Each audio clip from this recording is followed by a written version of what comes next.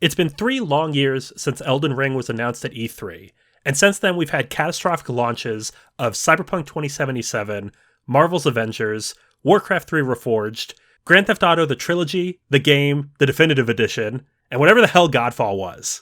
Over here at Missy Collectible HQ, we're used to the disappointment. Hey, have you finished Dragon Age yet? I don't know, have you finished Super Meat Boy? So when Elden Ring was on the brink of release, we all held our breath. I mean, come on, it's a collaboration between Hidetaka, I Made Bloodborne, Miyazaki, and George, I definitely am still working on A Song of Ice and Fire, no really, I'm writing it, Winds of Winter 2015 release date for sure, Martin. There's no way it could be bad, right?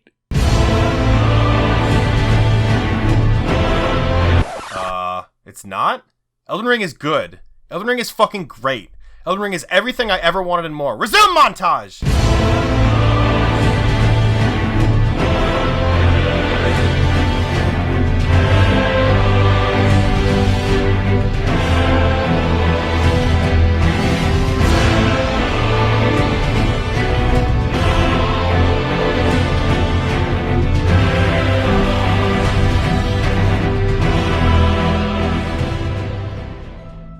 Look, you know what you're getting here. It's Dark Souls in an open world. You're the Slayer of Demons. You are the Ashen One.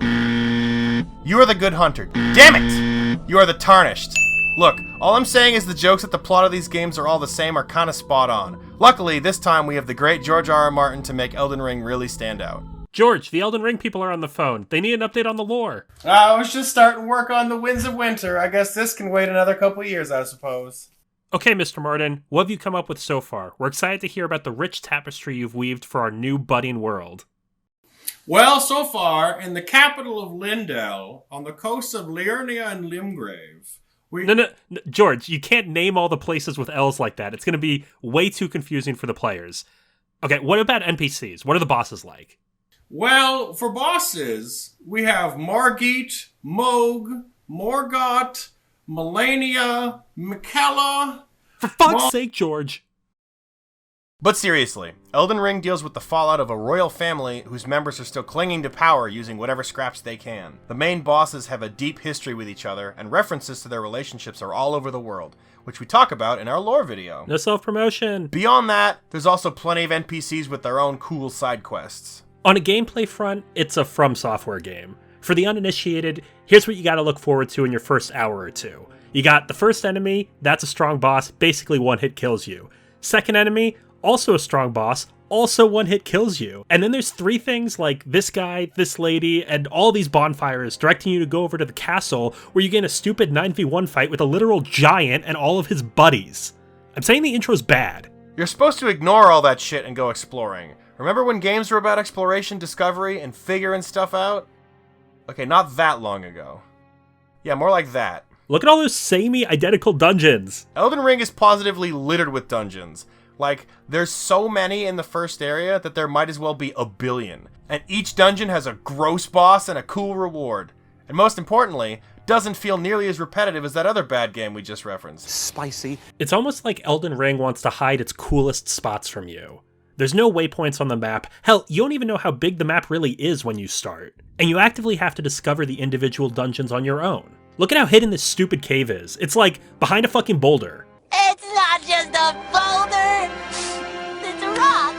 But this isn't a negative. Elden Ring isn't scared to put the player in control of their own path. This isn't follow the waypoints on my map.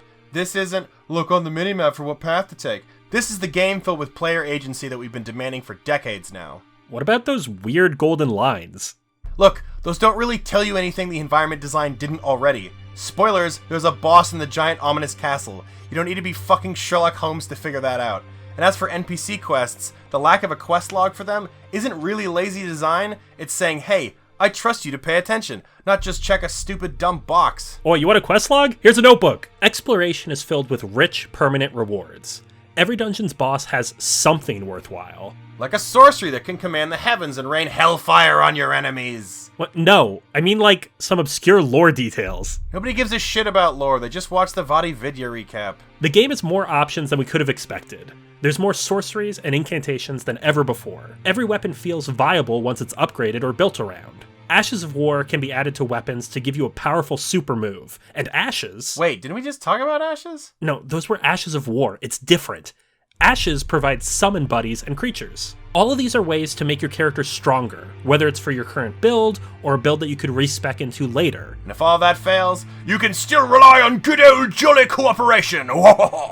Okay, so this is my character, Dame Roosterbutt the 18th. She's the 18th in the dynasty that started with Sir Cockass back in Demon Souls. After growing up in a lavish household for 28 years, she became tarnished, and so she has traveled from a far-off land in order to claim the Elden Ring and become the Elden Lord. Alright, I'm just gonna summon my boy here for some sweet co-op action like the good old Dark Souls 2 days. What's your character's name, Peter? It's Peter? I mean, is that it? Come on, dude. Really? And you're gonna need all the help you can get. Standard enemies are pretty tough, and the bosses will use any means to pummel you into the ground. There's so many different bosses in this game, and all of them have their own unique way of grossing you out with their hands. I mean, seriously, what is with all the hands in this game? Okay, everybody, we've been at this for days. We really need the new central unifying idea for Elden Ring. Like, Bloodborne had all that blood, so like, what is Elden Ring's hook? Do that again.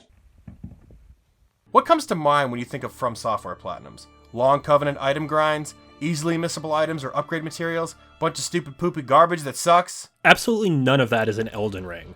On the collectible front, you need to find all of the legendary Ashen Remains, incantations, sorceries, talisman, and armaments. Us normal people call them weapons, Peter. Don't be so fucking pretentious. It's what it says in the trophy. What do you want from me? But all combined, that's only 30 items total.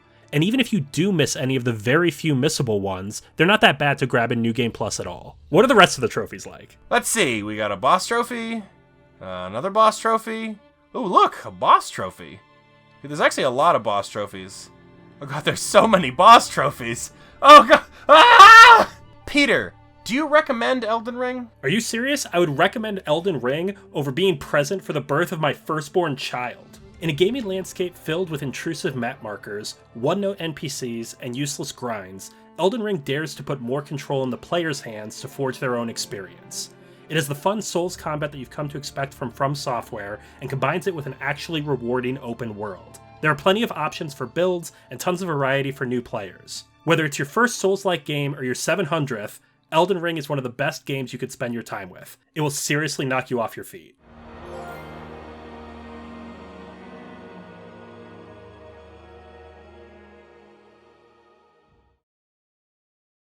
Spend your time with. It will seriously knock you off your feet. I don't know if that last line's working for me. How about Elden Ring's foot is in the door for Game of the Year contention? No, I mean, like, cut it entirely. Like, let's just cut it at the line before it. When it comes to difficulty, don't admit defeat too early. Is this a bit? Like, no, what's with the feet? Like, cut the I'm feet. glad you asked! Everyone's talking about hands this and fingers that, but it's the feet that's the key. Gross feet? Toe armor? I mean, yeah, there's like feet shots. It's kind of weird, but it doesn't mean anything. The Snake boss has feet. Snake don't have feet. I mean, come on. Sure, it's weird. Characters have feet. Like, what's the big deal? And why is nobody talking about Radon? Radon literally doesn't have any feet. Did nobody notice this but me? What? I'm pretty sure Radon has feet. And don't even get me started on the Minotaurs. You think From Software just accidentally made their idle animation them stamping up and down? That's right, on their fucking feet. And look at this group over here. They're standing next to the big jumpy mausoleum tower thing, jumping up on its feet. What are they doing? Also stamping their feet. Are they mimicking it? What does this mean lore-wise? Why is nobody talking about this?